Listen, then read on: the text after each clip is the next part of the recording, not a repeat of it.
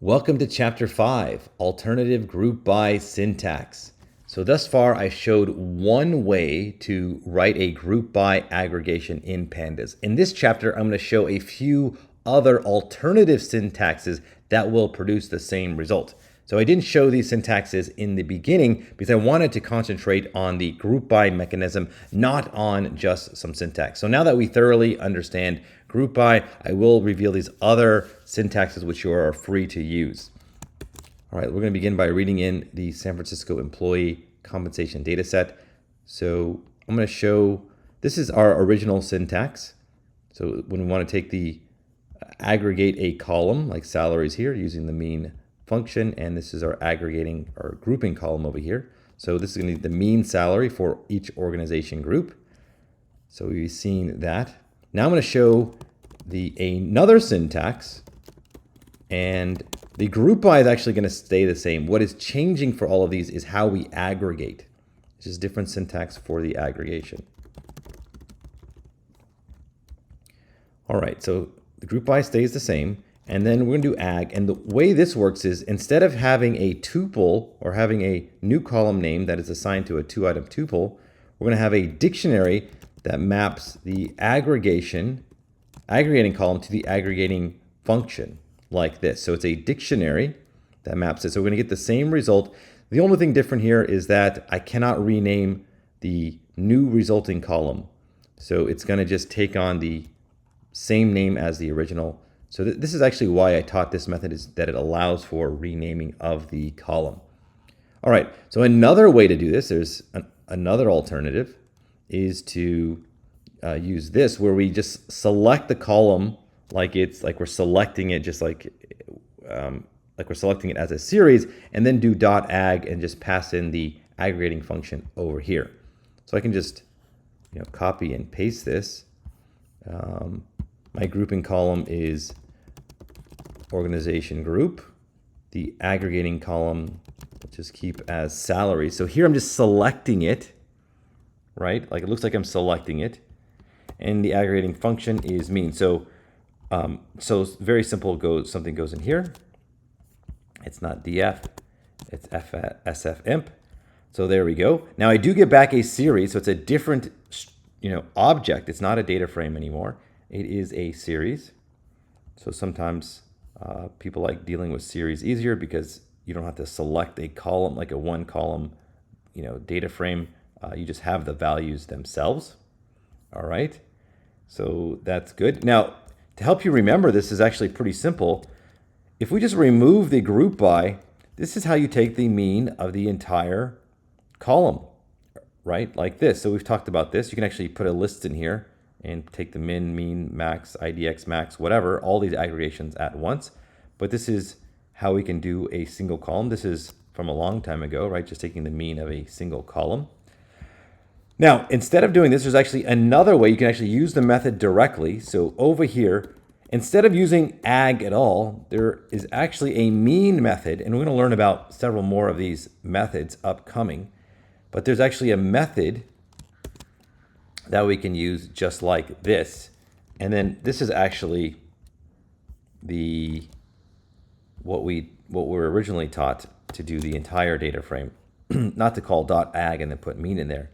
So this is probably the shortest amount of syntax that you can use to aggregate, right? So we're just saying we're grouping by this column. This is our aggregating column, and this is our aggregating. Now it's an aggregating method like this.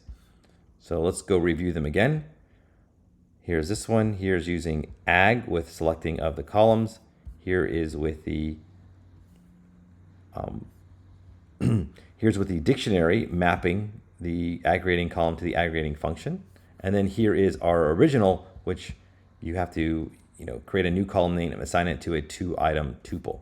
So why would you want to use one of these alternative syntaxes? Well, it can be a little bit easier to aggregate multiple columns, also to use multiple aggregating functions. So let me show you what this entails, what I mean by this. So I'm going to, again, aggregate or group by the organization group. And then if we're using a dictionary, so this is our original, we're taking the mean of this. If we want to take, say,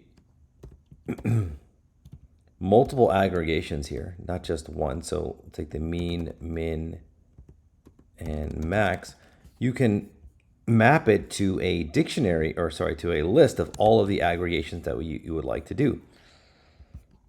Additionally, you can add a new entry in the dictionary and aggregate another column. So say overtime.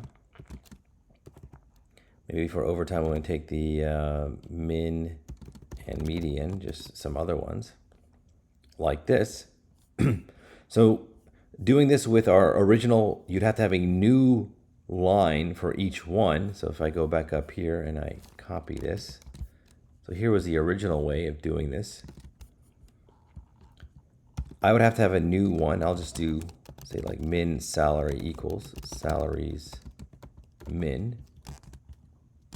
So to keep on adding a new entry into the ag method like this, so it's it takes a little bit more work. Obviously, you get to rename the columns. I actually do prefer this way because I don't like to deal with the multi-index in the columns. It's a little bit more difficult to continue moving on, although it's fine for presentation purposes.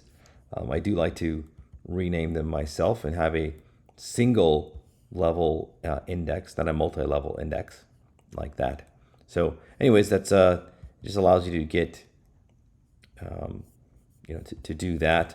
Also, so in this method over here, and you should be starting to get familiar with how pandas operates. So this gives you the mean, but if you use a list, right, you can have multiple aggregations as well. So that will also work to do multiple aggregations on a single column. All right, the last thing I want to show is that you don't have to supply an aggregating column. And if you don't, like this, it's going to aggregate all of the possible columns. And just to be sure, you can set numeric only equals to true, so that it'll only include the numeric columns in case you have any other columns. So every single column here appears in the original, except for job. This one just cannot be aggregated with the mean. If you do max, that's probably a better example, because if I set this equal to false, there is a maximum job, but that's probably not what you wanted to include. So this will make sure you only get those numeric columns if you indeed want just numeric columns. So again, this does every single numeric column. It aggregates without you having to put them all at one time, like to put them as entries in the ag function like this. You just do them all like this. So this is a pretty nice feature to get all of them at the same time.